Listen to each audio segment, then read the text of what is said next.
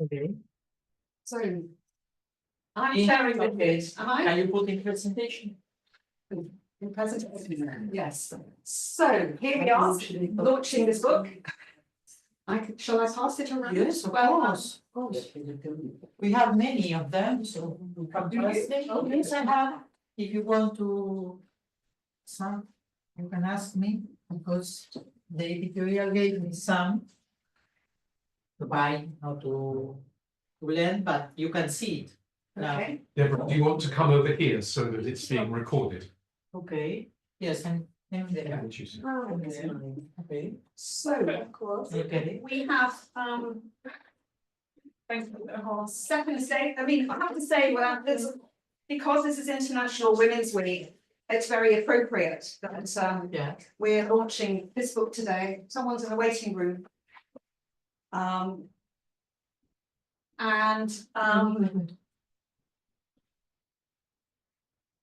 So very much like to welcome, after Andrea's wonderful talk, Debora Tajer from the University of Buenos Aires, who is also a psychoanalyst and also a political activist, and is going to tell us why psychoanalysis is for everyone.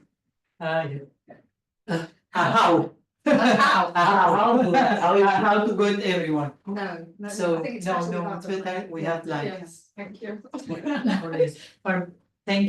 Thank you, Ian and Erica, for the invitation to be here with you. I'm very happy of being here, and I think that this part of the session will match with many of the issues that Andrea raised in the first part, because she talked about whiteness is one of the names of hegemony.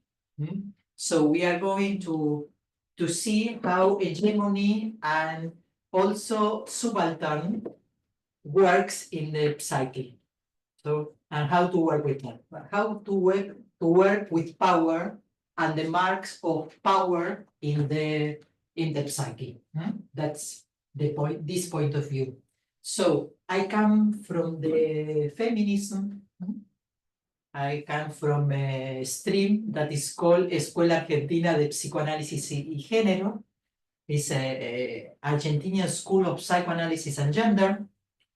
We are feminist in psychoanalysis since more than 40 years, myself 30 years. I'm second generation of that group. We are a group at the Association of Psychologists in Buenos Aires.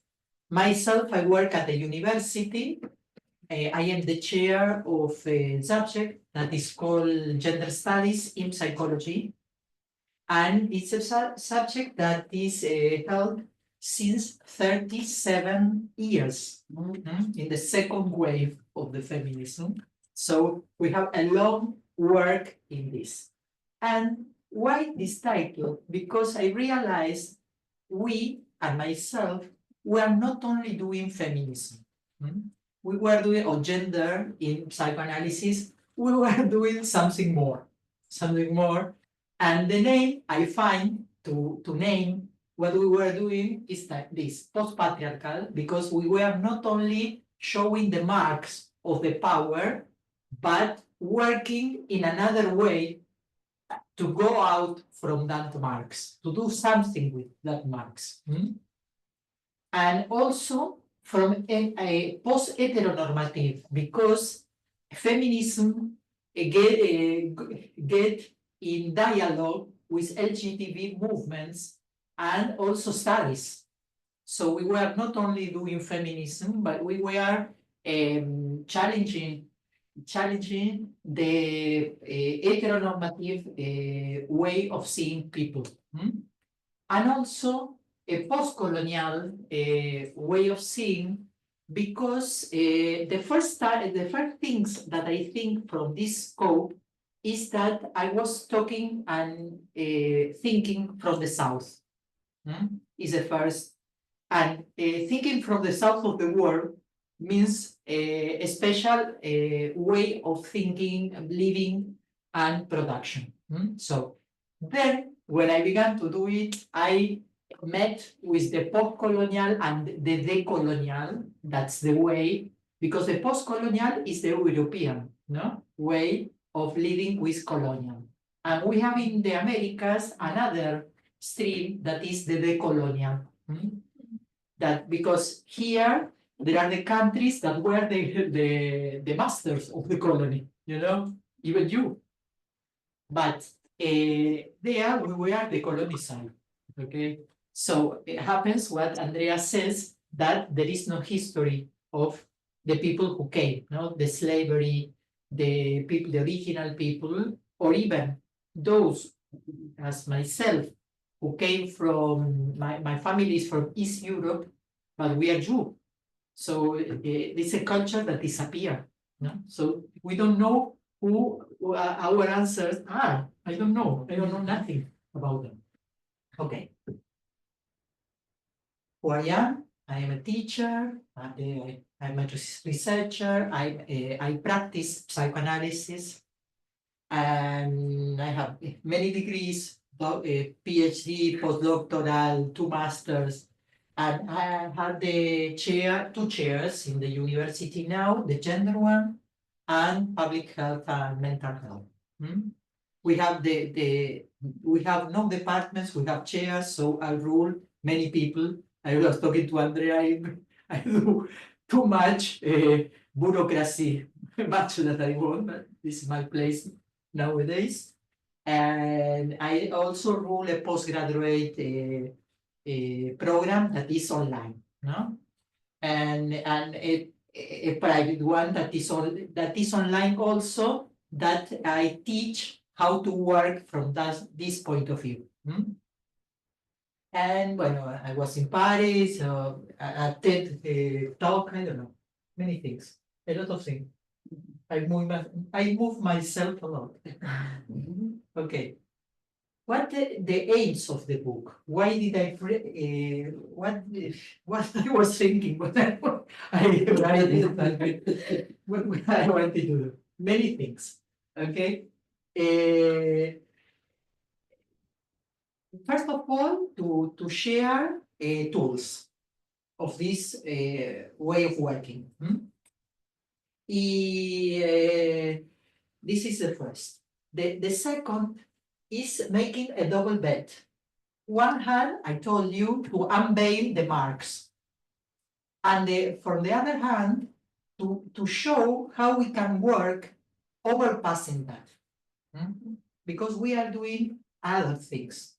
We are not putting people from where they, how do you say, they run from that, okay? Fugar, how do you say? To escape, no? Okay, this is, and also the third one, because this is a translation. The book was first published in Spanish in the pandemia, then was translated to Portuguese. It was the first translation in the 22. And then this is the translation to English. So I wanted in this translation, because of that I'm here in England, I wanted to share with you, with Anglo speakers, and to let you know what we are doing. What is our experience, not in an exotical way, no? As we were talking in the intersectional view that you show about race, that you are not exoticizing the people. We are seen also, even if we are, I am white, I'm seen as exotical because I come from Latin America. It's, for example, the first title of the book was In Argentina. No? If you write a book in England about children, they are not going to put in UK. So, like you said, when you are white, they don't say you are white.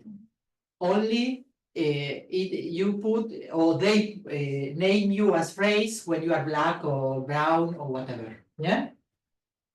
And that's important because part of the intersectional. This book doesn't talk about intersectional, but I think that now I'm doing intersectional psychoanalysis, is to put everybody in this intersectional way of seeing. Because if not, intersectionality is only for race people, for poor people, for women, for LGBT. And everybody of us has levels of gives us power and also subordinate us. So we must see the frame where those levels intersect, and to identify in what point each one of us is, and in the level of working in clinical psychoanalysis or psychoanalysis as, for example, interventions, institutionals in the street, whatever, the intersectionality is what happens in the encounters of different coordenadas, you say in English? Coordinates, no? Where the points of the different levels met. That's interesting. It's very interesting because, for example, someone asked Andrea, I think they see you as white, but sometimes seeing you as different, putting in the hegemonic, for example, doesn't always close, sometimes open, because they think you know, or you are going to talk about other things of what they talk in the belonging group, no? So I think that the who you are has multi-levels of way as that acts. When you are the analyst or the person who is ruling the intervention, or when you are the people who are treated, or the group who is you are working with, no? I think that's you understand me? Yes.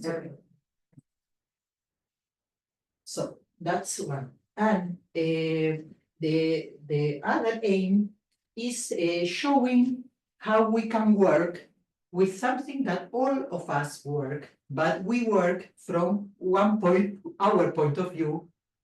That means, for example, the changes in feminities, in masculinities, because it changed a lot. We can't essentialize. We can't say that's femininity or this is femininity or masculinities. There also have been change in the relationships, no, in love, in sex, and also the ideals, no, the ideals of the ego changed. So. And also what we were talking first, even Andrea talked about that, identities, gender identities, gender fluid identities. It's not because there are transitions, but also are non-binary ways of living, no? So that must be addressed. And why? Because we need to understand our time. No, everybody needs to understand its time. So, for example, how the fourth wave of feminism have impacted our society. No, it's one of the impacts, but not only neoliberalism, this fascism now ruling the world. That's very interesting to understand from this point of view. For example, why poor young men vote fascism? I think that's a very good question to discuss from this point of view. We can, if you want, we can take that. Oh, many things. One of the other of the aims, I wanted to write it in a clear language, because in Spanish, and I think that in English also, the book is written for everyone. It's part of the psychoanalysis for all.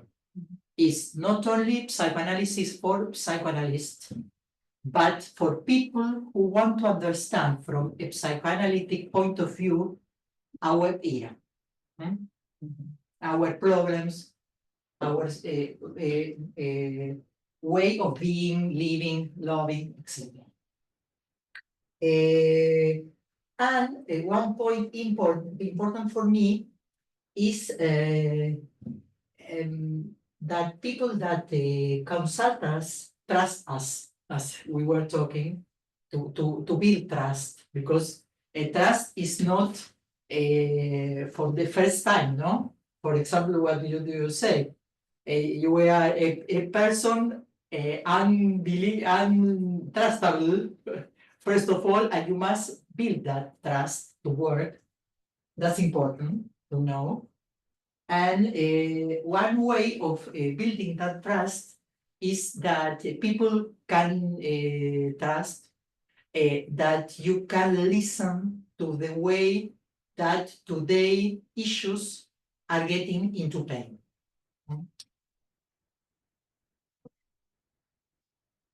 So let's see what I'm talking about. What I want to say when I say post-patriarchal, post-heteronormative, post-decolonial. Well, the patriarchal thing is in psychoanalysis, in other disciplines is different, but psychoanalysis has huge of its concepts built on the modernity. On the modernity, the ways of the sexuality in the modernity, the ways of living in the modernity. So it needs a special work in that, no? For example, the theory of the father, no? The idea of the monopoly of the symbolic or the symbolic function from the part of the male. You may say it's not the male, the embodiment of the male, but it's the function. Okay, why calling it the father function? No, if we are talking about language, about discourse, the name is important. It's important, and that deconstruction of the father solution or the function of the father is related to the monopoly of the symbolic in the modernity, the patriarchal modernity. No? So if we are in other times, we still live in patriarchy, but we change in many things. So it's important to call it symbolic function. No? Or the third, the function of the third. We can, okay. This is one. An example of this. I was talking with the counselling psychology students about the entry into the symbolic as the moment of the Oedipal conflict, the constitution of Oedipal complex. That's where you discover you are an object to another, and that's the third. Yes. That's right. But whoever is the third. Whoever is the third. Third. Yeah. That's the third is important. But we have a construction that the third is a man. We say no, but it's yes. No? Okay. So another example, the theories of femininity. No? There is the theory of femininity is a woman is someone that desires to have a child. And desires to have a child because she doesn't have another thing. You know? And that is wrong. This is a strong theory. That's the penis envy bit we're talking about. Wrong theory. So that has many problems because you have a theory that is a compensation of the lack. That's motherhood. So you can understand motherhood, for example, as someone that wants transcendence, because we can't think women as willing transcendence. That is unveiled. No? And one of the effects of that is, for example, I see in my practice when I'm analyzing men that have been analyzed first, it's very common non being analyzed in the identification with their mothers in working, for example. That is how can I say, is something new, something that it has no words and work. So, and I think that is an effect of the theory. No, is what is not asked because it's not think. You can't think in that way. No, and this is a very patriarchal, very patriarchal.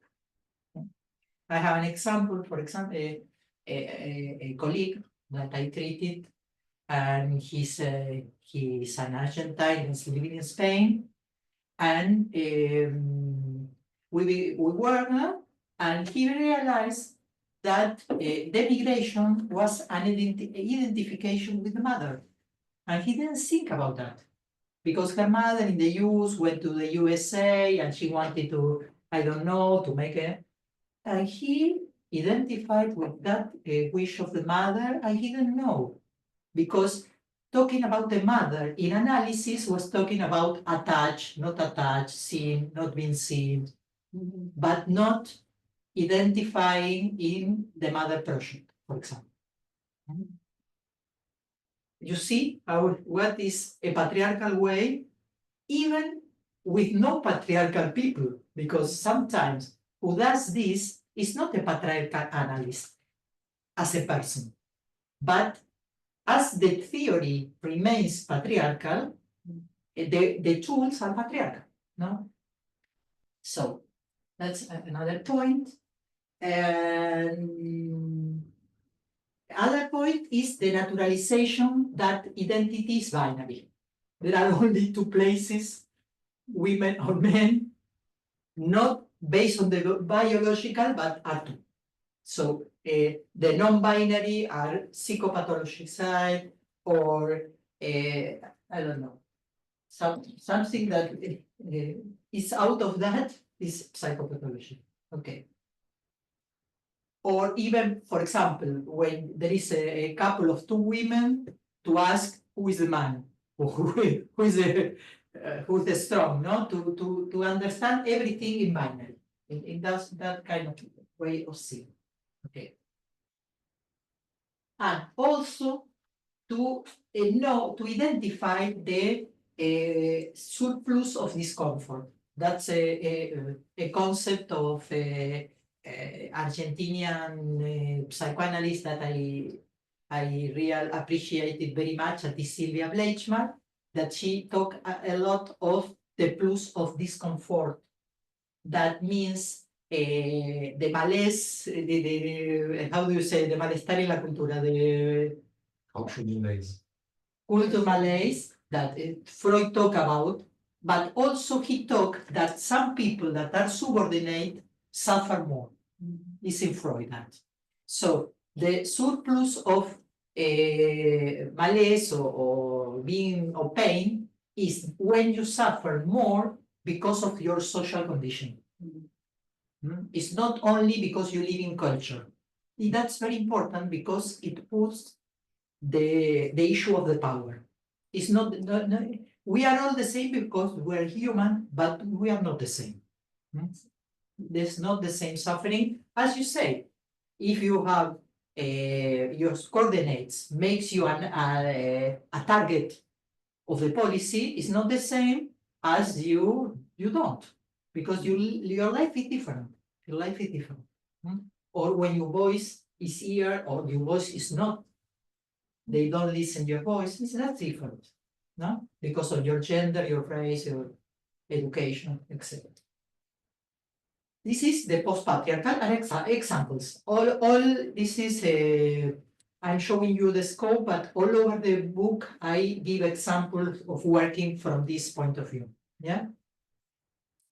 Okay. So What about the post-heteronormative?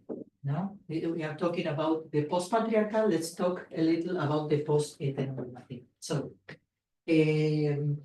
something I said in the post-patriarchal, the two places, no? And the other thing that is very central, that Freud, in the first books, show us and teach us that the drive doesn't have object. But he was no consequence to that. As he could have been, we can take from that, we can, but in the reality, there is the black story or the bad story of the psychoanalysis. That, for example, in the meeting of the Wednesday, the meeting of the they were who were the very, very ones of the psychoanalysis, they decided in the 21 that homosexuals can be analyzed. Because even if in the first books of Freud, it was clear that there wasn't a good sexuality, the sexuality that this is the heterosexuality, because the drive doesn't have object. You understand? No. Yes? I'm just still horrified that. But this be fact. horrified because it's true. It's Yeah. true. And why? Because yes, but no. Negation, no? That's why. Because they say that the theory says that no, but the way of thinking historical was that homosexuality is a perversion. So you don't let pervert people to be analyzed because it's a danger, no? So if you have that point of view, you can. So even up to, I don't know, 11, 15 years, an analyst in my country could say was homosexual. Because that you can say, but the cost is so, how do you say, unaffordable. Because no one was going to send you patients.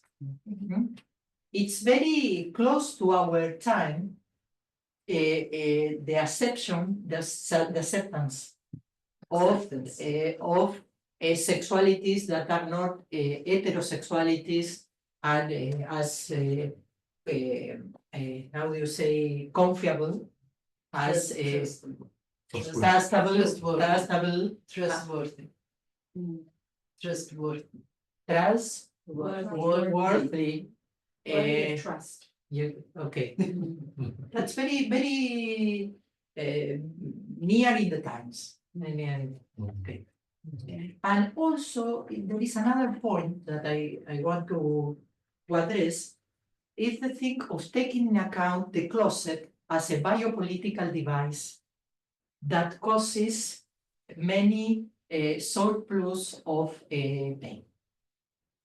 Because sometimes, as you were saying about race, also happens to sexualities not heteronormatives. Because living in the closet brings you anxiety, brings you depressions, brings you don't have a good value of yourself, no? And that must be read as an effect of the biopolitical device. You can understand that way of suffering as coming from the inside, or your father, your mother, I don't know, or the family, no? And this you can understand that as traumatic, but traumatic from a device that comes from the social and is internalized. And I think that's a very important point of view to take in account. Okay, and the post-colonial, the decolonial, I told you there is a difference between the post-colonial and the decolonial point of view. I'm only going to tell you that, well, I share with you the thing that it's very difficult to give your point of view in peer when you come from countries that they are not supposed to produce theory. that you are only receiving. So that's very important for us. Very important for us to share, but in a way of equality. No, we are thinking together. We are thinking problems that affect different each other, but we have something to listen and to. And that's also important when we are analyzing people. For example, in gender studies in psychoanalysis has a huge experience in this. For example, women, we have our mind colonized by the patriarchy. So we see ourselves as more crazy than men, less rational. For example, something very common in the professional field, a woman must have 3 or 4 PhD to publish a book, and a man, the first time he has an idea, he publishes his book, no? Or he assumes that has something to say, and he says, and the woman says, I don't know who they are going to say, I know. Or, for example, you are a professor giving a lesson, and you are taking into account your idea, if I have the gloves, what do they say? I'm fat, I'm thin, no? Or what I wear. It's okay. So they are things, not always, but are things that shows you that you are wasting time in things that are gender, but not only gender. They are gender because it is one of the ways of internalization of inequality. That you are wondering what is wrong with you, or you are afraid of having a voice. No? Okay, these are endorsements of the English versions. One is of Erika's. I appreciate very much because she supports this translation. And I wanted one of them. The 2 of them I choose because they say things that I wanted to share with you. And the one that is from Patricia Pirovisi, we were talking about her this morning. She's an Argentine that lives a lot of time in the US. And she said something that I felt, and I am very pleased that she said that. Because I don't know if you know the book of Preciado. You know Preciado? Yes. Paul Preciado? Yes. Paul Preciado is a trans man, a philosopher, very known philosopher, and he said he has a book. I don't know the name in English. If it translated in English, is something like "I am the monster that is speaking to you." No, and this is a statement he made at the called Psychoanalysis, je ne sais pas. Okay. Because Freudian. Cause Freudian, la cause Freudian. Okay. So what he said and what he wrote, there is a need of post-patriarchal, post-heteronormative. There is a need. There is not. We don't have it. And we have it. So I like Patricia Pirovisi because she says, we have it, but we have it in the South, perhaps. And perhaps where it's in the South, people from the North, even if they speak and read in Spanish, think that there is not. That happens very much. We are unseen. We are unseen. No? We are seen for ourselves, but we are not seen in the common interchange of knowledge.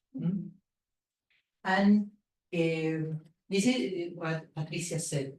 And I like very much what Erika says about the importance of a work grounded. No?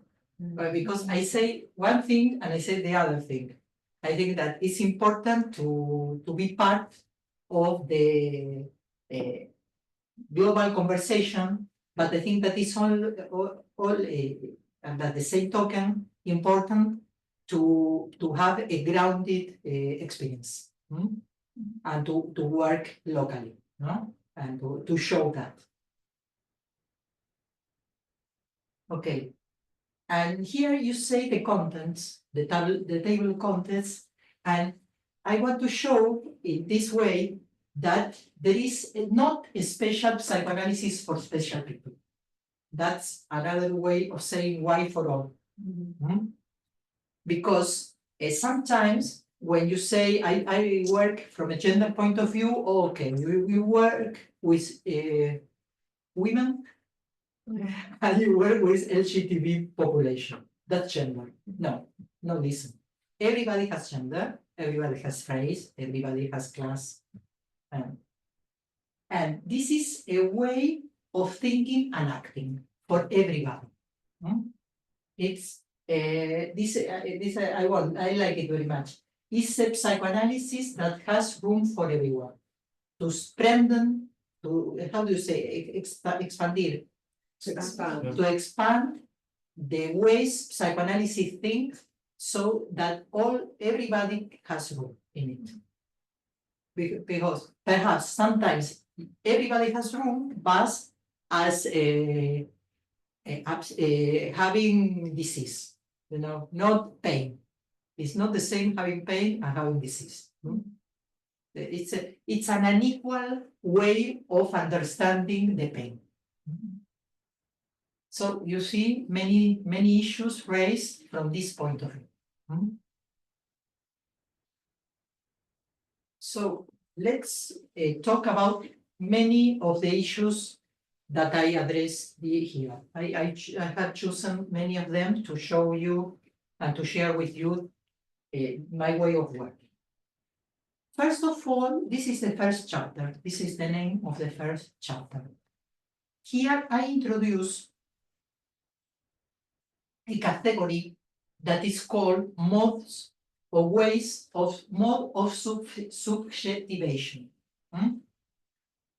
I took many tools from Castoriadis, also from Silvia Bleichmar, also a teacher of mine, Ana Maria Fernandez, to build this category. And I use what for? To link the social and the singularity.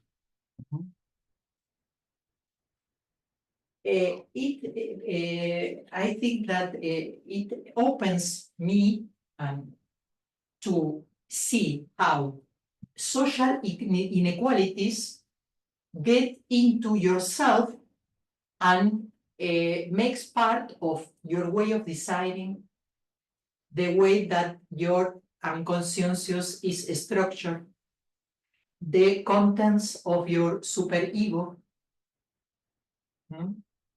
and many things. The ways of the narcissism, the way you love yourself, or you are you have wealth for the others, no? For example, narcissism is gender, is phrased, no? Is built of class also, values. So that's, I think that this concept may let us articulate these two things, because if not, the social, the historical is environment. It's something that happens outside, and you have the inside. And I'm saying that the inside is built by the outside. It's built. It's a construction. So you can deconstruct it. But as Andrea says, you can't work in something if you can see it.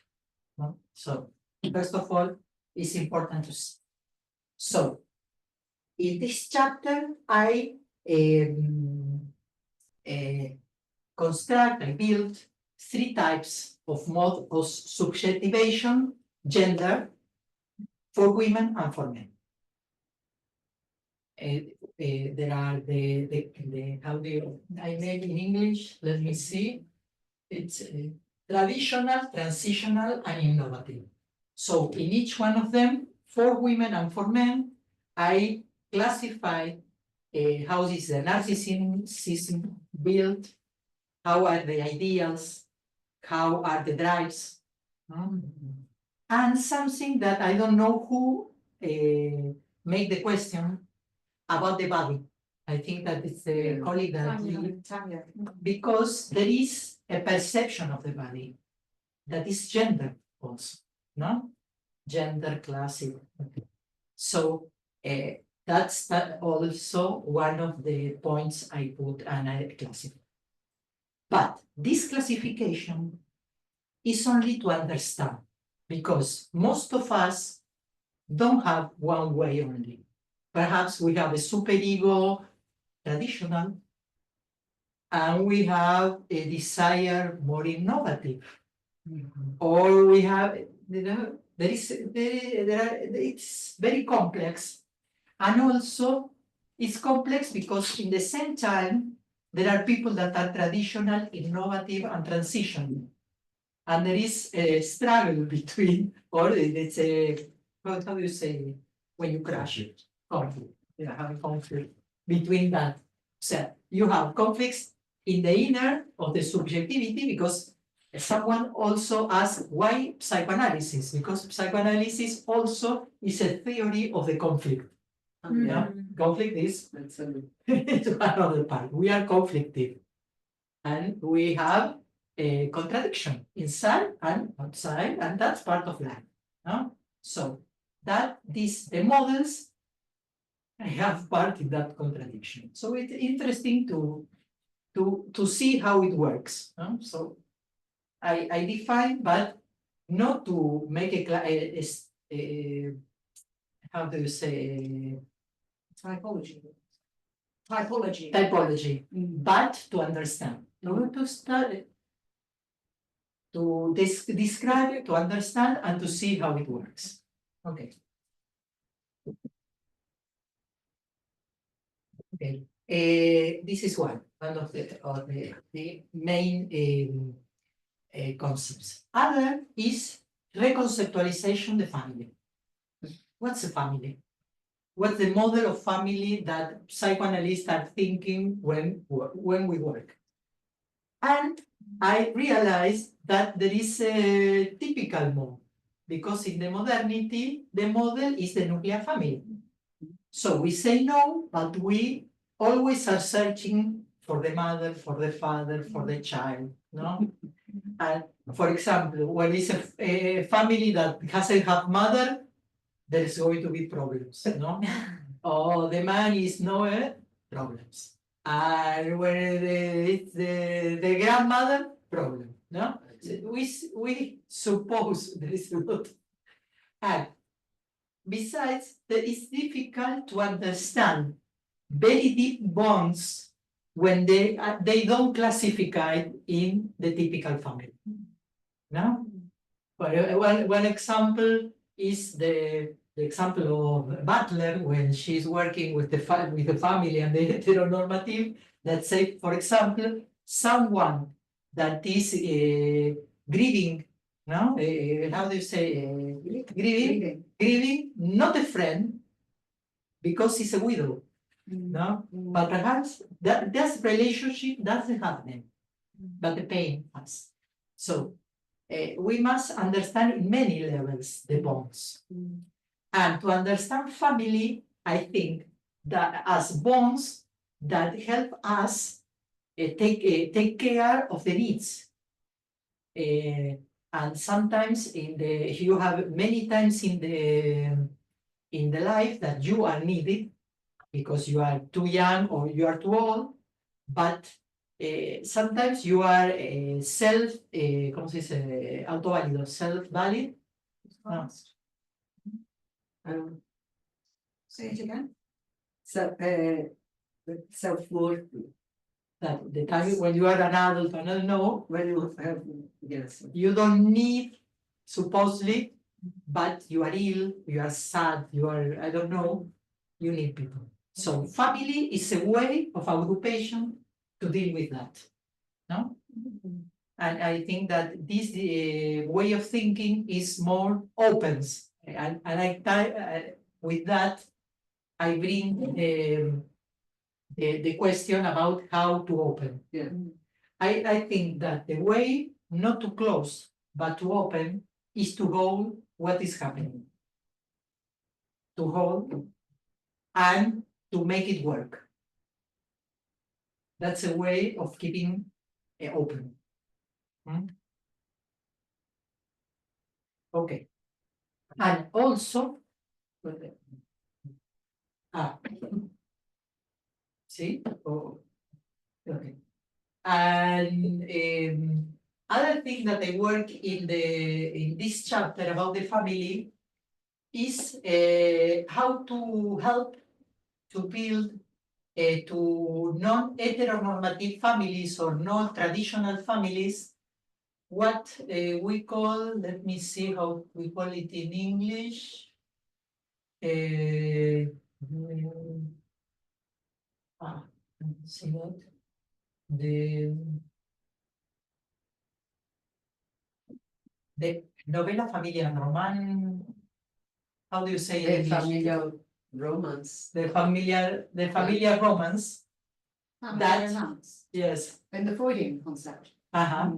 That the Freudian concept that needs, when you are working with non-traditional families, you must help to build it. For example, I have an example. A patient, a woman, consult me that she wanted to get pregnant by technologies. And she was in a couple with another woman that didn't want to have children, but she was accompanied. No. So she did a lot of intents, but no one was success. No one of them was success. And we see that it was difficult for her to invest a way of understanding that the becoming of the baby when she's going to be material, but the other comes from the sperm donation, and the other who is going to care is someone that didn't desire the baby, no? And that took a lot of work to make a configuration where all these desires and all these ways of relationships can take a shape. And when we could do that, she get pregnant. And I think that that analysis was working of this, of the novel. No? So to this from the people who wanted to have a child, and then to give it to the child. Because when you are a child born from a couple of two women, or donation, or adoption, or even nuclear, because for everybody, but in nuclear you have more words because the social gives you words. When you are part of a non-traditional, you don't have words from the social. So part of the analysis is to put words where the social doesn't give for certain for ways of living, desire, raising, etc. You know. Okay. You understand me? Yeah, it's okay. It's hard for me. No, it's very okay. clear. Okay, thank you. So this is another chapter I like a lot because I was saying that men have gender. And how have they gender? No, because, for example, what Andrea said, whiteness. But whiteness is not only for working with people that are not white. Yeah? Even whites have white people. That's a thing. White people don't know many issues. No? Think they know, but they don't know because it's not their experience. That happens the same to man. Why? But because that happens to people that are subjectivate, singularized in the hegemony, the social hegemony.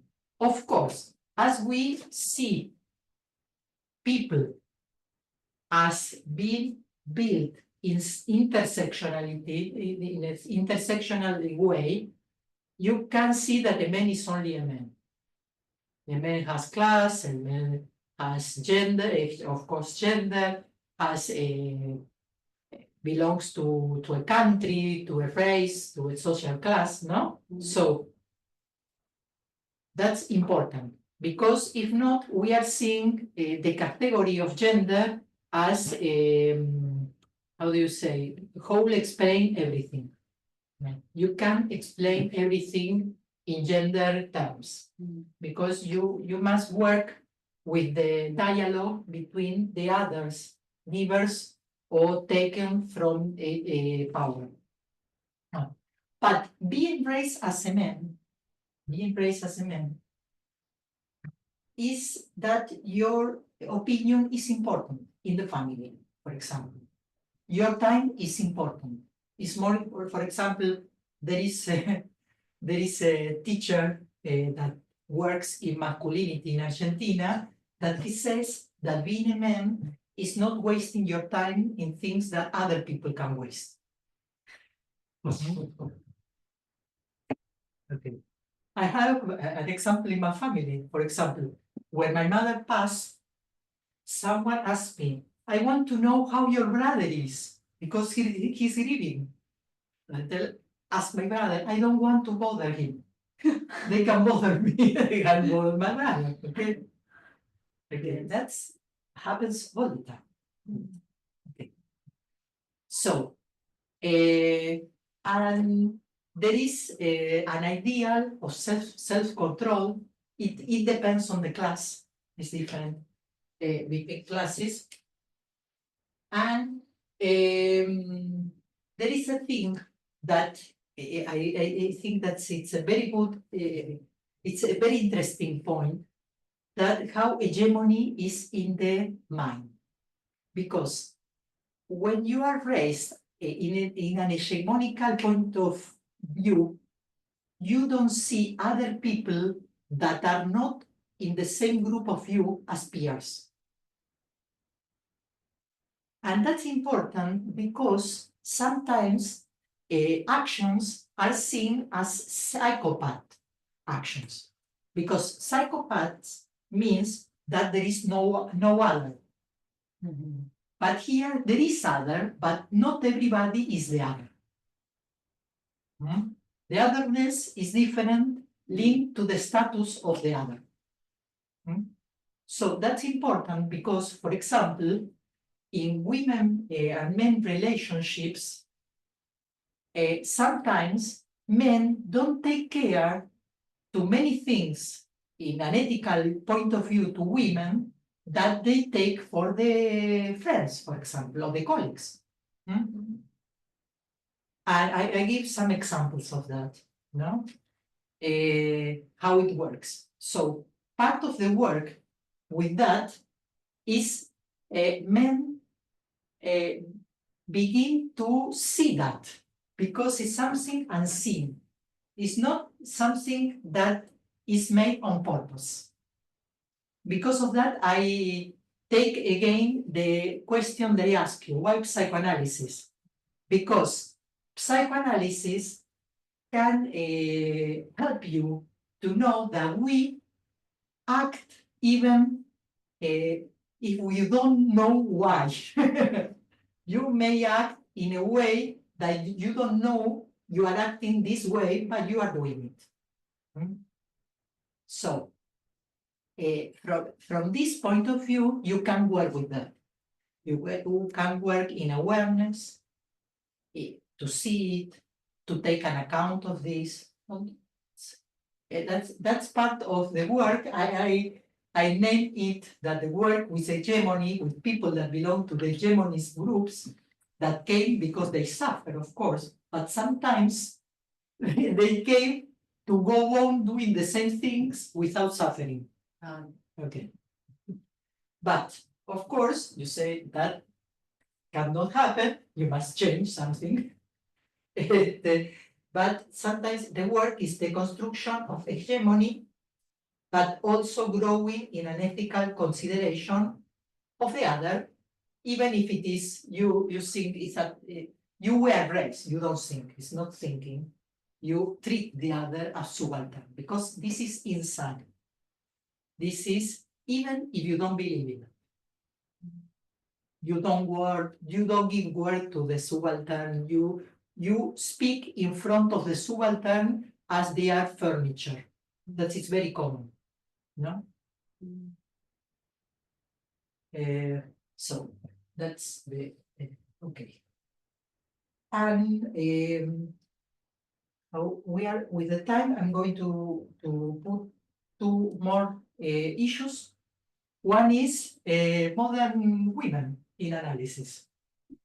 I see there is a lot of points speaking about modern women in analysis or contemporary women in analysis, but I focus here in sexuality because I see in my practice a lot of women that have sex and love relationship with women and men, an increased number of them. And what surprised me that they don't give a name to that practice. They don't name themselves in a way because of the sexuality of them. And I name them amphibians. I like the name. It's a metaphor because they go in the water and in the earth, and they really are in both. And because that shows that there is not a reality. Both are realities, no? And I think that some of the components of these practices is linked to the patriarchy. Because relationship with men in patriarchal era is very difficult. More when you are aware, when you change. So sometimes in the amphibians, I see, for example, one amphibian, the desire is for men, but she's better in relationships with women because she has more companionship or she's felt support, no? There are many things, there are a lot of things. But this is an example.